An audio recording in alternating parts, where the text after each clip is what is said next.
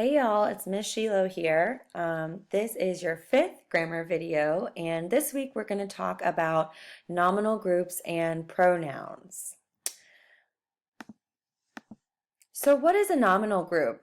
Nominal group is actually just a really fancy word for nouns and all of their modifiers and any articles that go along with it, such as a, an, or the, and pronouns. So last week you talked about how you can make a noun kind of beef it up a little bit by adding modifiers to it. So you could say my friend, you could say my former friend, you could say my former friend that broke my heart. So that would be considered the nominal group. So a friend would be a nominal group. If you were to say a former friend, that's the nominal group. If you were to say a former friend that broke my heart, that whole thing is the nominal group. So nominal group is just the nouns, all of their modifiers, and or the pronouns in the sentence. So nominal groups, where do you find them in the sentence? You will always find them in the subject slot of a sentence. Remember, the subject part of the sentence is the who or what, and that's always going to be a noun. It's the actor in the sentence, and so therefore it's going to be a noun. Now, sometimes in a sentence you'll have more than one nominal group, particularly if you have a sentence that has a direct object. Remember, direct objects are always going to be a noun as well, and so that would be another instance where you would find a nominal group. So you might have two nominal groups, you might only have one nominal group, depending on the type of sentence you have. Now, obviously there's many different types of sentences. We've really only talked about three different types of sentence structures. We've talked about sentences with subject and verb, we've talked about sentences with subject, verb, and direct object, and we've talked about sentences with subject, verb, and subject complement. There are more sentence types than that, but for now we're just going to stick to those three instances, and in two of those three instances you will definitely, or in all three of those instances you will have a nominal group in the subject slot of the sentence, and then depending on if you have a direct object or if your subject complement is a noun, then you might have two nominal groups in a sentence. So that's it for nominal groups. Let's move on to pronouns. Pronouns are we think of them as being pretty easy to pick out. There's a finite number of pronouns. Pronouns replace nouns, and they perform the same function in the sentence as a noun. Essentially, they replace nominal groups. So pronouns are words like he, she, it, we, us, them, they, him, her. Those are all pronouns. So pronouns don't just replace the noun in the sentence, they actually replace the entire nominal group. So for example, if I were to say, my former friend with flashy fingers who broke my full flower vase into a million pieces, that is one big nominal group with a lot of alliteration. And I could just replace that whole thing with the pronoun he, or she if your friend is a girl. So pronouns kind of simplify and take the place of the entire nominal group, so keep that in mind. That means that you can sometimes use pronouns to figure out what is the subject of a sentence just by seeing what part of the sentence could be replaced with the pronoun. Of course, you have to make sure that the pronoun that's replacing the nominal group is the pronouns he, she, it, or they, or we. Why? Why, Miss Sheila? Well, it has to do with pronoun case. Pronoun case is kind of a fancy grammar term. It essentially means that some pronouns are always going to be found in the subject slot of a sentence, and some pronouns are going to be found in the object slot of the sentence. So think of pronoun case as sort of, you have two teams. You have team subject and you have team object. And subject pronouns are pronouns I, we, he, she, they, and who, and they're going to be found in the subject slot of the sentence.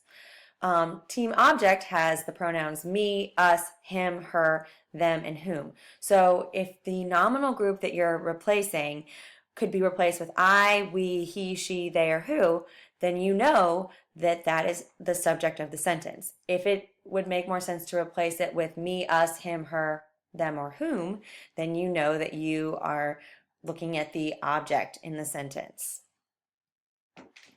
So what about some of these pronouns like I and me? Sometimes we get confused about which pronouns to use when.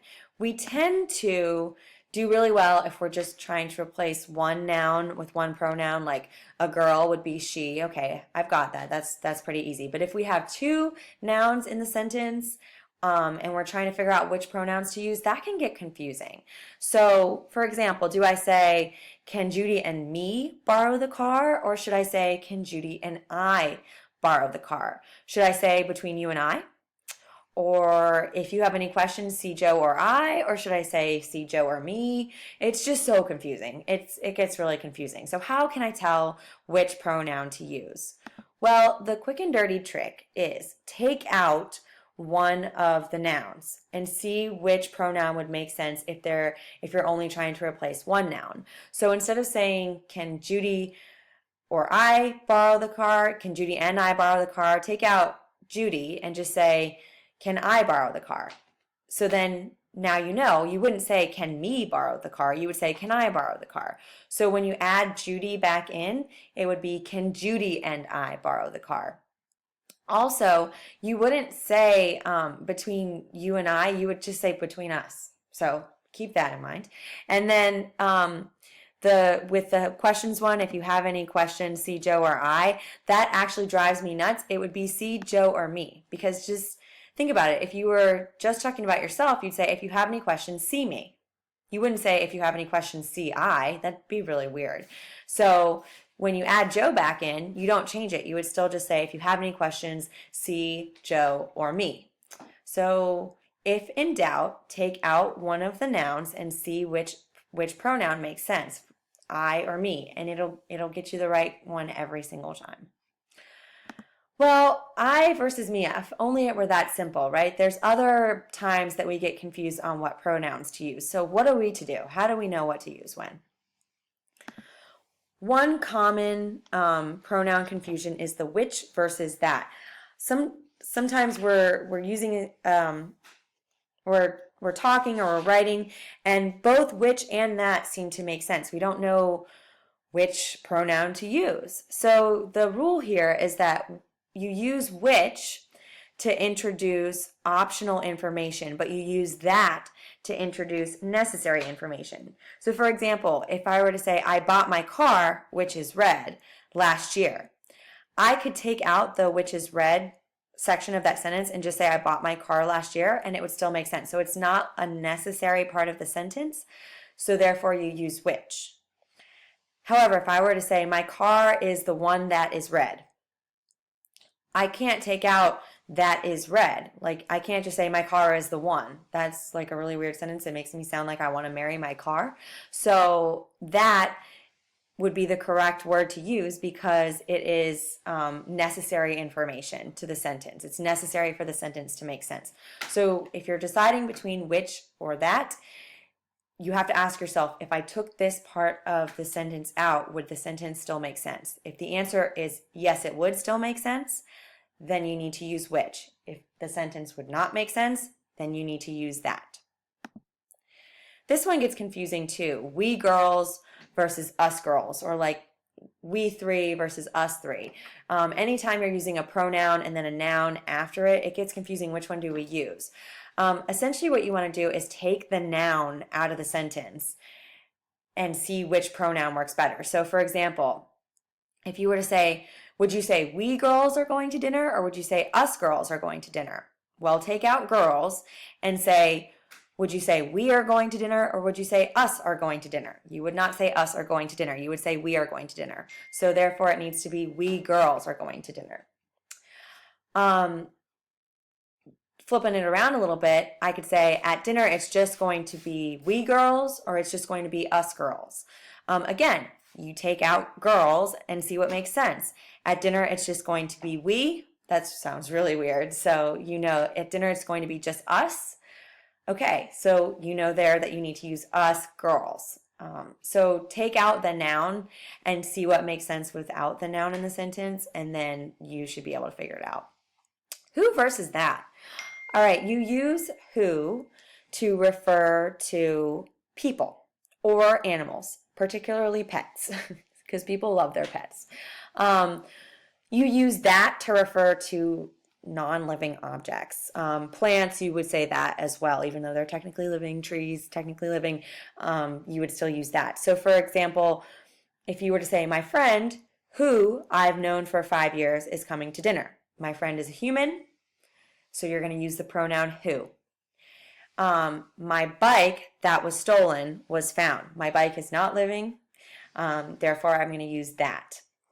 Also, because I can't take out that was stolen, and the sentence still makes sense. So it's a crucial piece of information for the sentence. So that. Okay, who versus whom? The key here is generally who versus whom.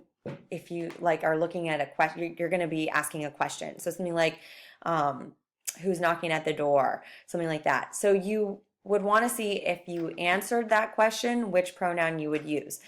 If you're using the word he, then the question should start with who.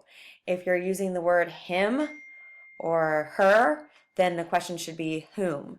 So for example, who is knocking at the door? The answer would be he is knocking at the door. So the correct word there is who.